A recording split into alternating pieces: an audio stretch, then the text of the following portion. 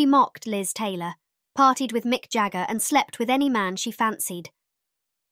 There seemed to be few moments in her 71 years that Princess Margaret wasn't a magnet for scandal. When Margaret entered the world on August 21, 1930, she was fourth in line to the British throne. Ahead of her were her uncle, Edward, Prince of Wales, her father, Albert, Duke of York, and her 4-year-old sister, Elizabeth. That changed dramatically 6 years later, when Edward abdicated to marry an American divorcee and the girl's father ascended the throne. What didn't change was their governess, Marion Crawford. Crawford cared for both Margaret and the big sister she called Lilibet, spilling the beans, to the royal family's irritation, in her 1950 memoir, The Little Princesses. Margaret was often naughty, says Crawford. She would often defy me with a sidelong look. While noting that Lilibet was motherly toward Margaret, the latter's behaviour often made the future queen uneasy and filled with foreboding. By her tweens, Margaret excelled at mimicry and was witty and sharp. But she could also be extremely tiresome, Crawford wrote, dawdling while dressing, and pleased to know she kept us waiting. It was a habit she never lost. In 1944, a handsome Battle of Britain flying ace, Peter Townsend, was selected as a royal equerry. He was 30 years old and married with children, while Princess Margaret was a 14-year-old schoolgirl. Nevertheless, she confided to a friend that it was only 3 years later, on the royal tour of South Africa, that she found herself falling in love with their dashing official escort. His marriage, meanwhile, was in difficulties. His wife had embarked on an affair, and he asked for a divorce, granted in November 1952. During a 1946 royal tour, Townsend switched rooms so his bedroom would be next to Margaret's, who was then 15. Her official biography dates their romance to 1947, when she was 16. In February that same year, King George VI died, and the princess, now a beautiful young woman, and her mother moved into Clarence House, with Townsend going with them. Often together, coping with grief, a deep love grew on both sides. The Queen's private secretary, thoroughly alarmed, warned Townsend he must be mad or bad to think that marriage would be possible between them. Townsend was not only a commoner, he was divorced. It was Edward VIII's determination to marry a divorcee that had caused his abdication and, as the Prime Minister Winston Churchill put it, Margaret, then third in line to the throne, was just a car crash away from being the sovereign. By law, Margaret had to be over 25 before she could marry without her sister's consent. The Queen asked her to wait a year, perhaps hoping it would fizzle out.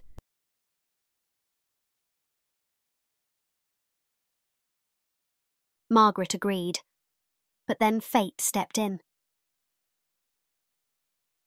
At the Queen's coronation in June 1953, a reporter spotted Princess Margaret flicking a piece of fluff off Townsend's uniform as they waited for their carriage to return to Buckingham Palace.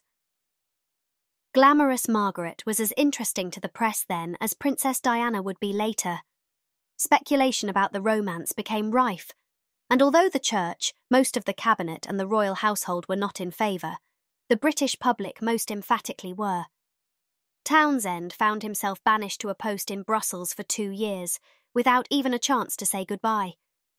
In his absence, Parliament came to the stern conclusion that, if Margaret were to marry him, she would be stripped of her royal rights, privileges and income. On the group captain's return, they met and talked about what their future together would mean. As he wrote later, "I simply hadn't the weight, I knew it, to counterbalance all she would have lost." Together, they drew up the statement she issued on October 31st, 1955. "I would like it to be known that I have decided not to marry Group Captain Peter Townsend.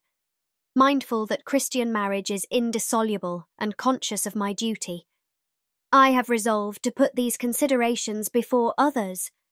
I have reached this decision entirely alone, and in doing so, I have been strengthened by the unfailing support and devotion of Group Captain Townsend. The public felt that the tragic princess had chosen duty over love, and there was a huge outpouring of sympathy. In later years, there has been the suggestion that she actually chose privilege and wealth over life as plain Mrs. Townsend.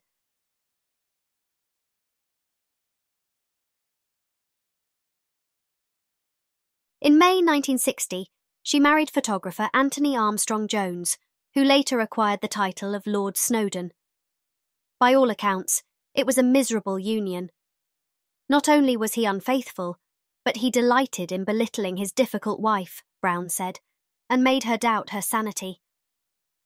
Once, when she asked him what she should wear to a birthday barbecue, he replied, "Oh, I think the ball gown you wore last week."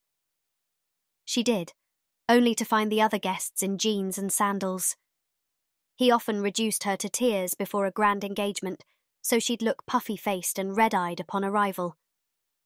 As the marriage limped on, producing 2 children and infidelities on both sides, Snowdon took to leaving notes around her bedroom, saying, "I hate you," to show contempt for the princess he described as looking like a Jewish manicurist.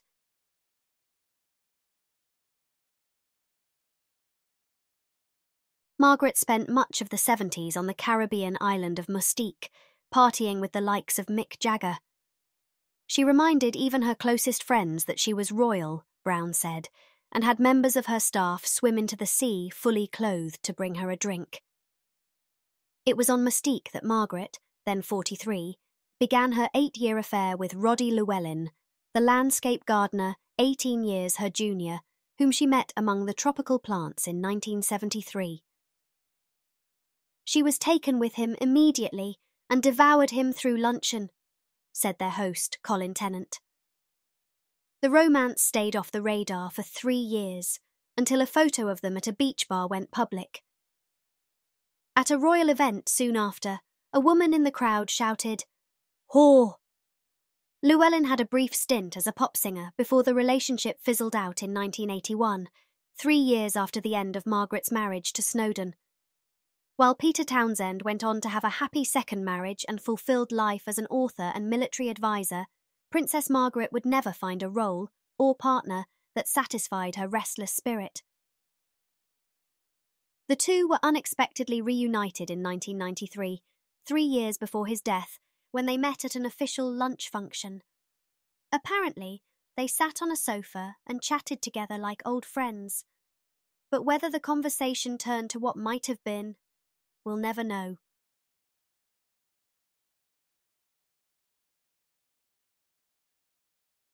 With her vanity, demands and put-downs, Princess Margaret was widely considered the house guest from hell. Upon meeting singer Mary Wilson of the Supremes, Margaret made fun of the singer's wig and was overheard calling singer Boy George an over-made-up tart to her aide. In 1982, she decided to punish Elizabeth Taylor for failing to curtsy during Margaret's visit to Hollywood 6 months before. All through dinner at Kensington Palace, she ignored the actress, then accused her of flinging herself down on a chaise lounge. As was her custom, Margaret sang show tunes at the piano until 2 a.m. No one was allowed to go to bed before she did, and when Taylor, 50, struggled to stay awake, Margaret sneered, "Is anyone going to take her home, or we'll have to find a sleeping bag?" The princess's biggest enemy may well have been another princess, Diana, the wife of Margaret's nephew, Prince Charles. After the publication of Andrew Morton's Diana, Her True Story, Margaret sent her Kensington Palace neighbour a furious note of rebuke. "Poor Lilibet and Charles have done everything they can to get rid of the wretched girl," she complained to a friend, "but she just won't go."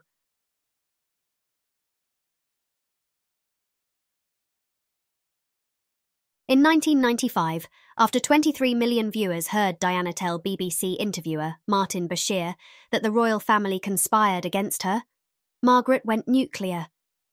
Her wrath was fierce and unstoppable.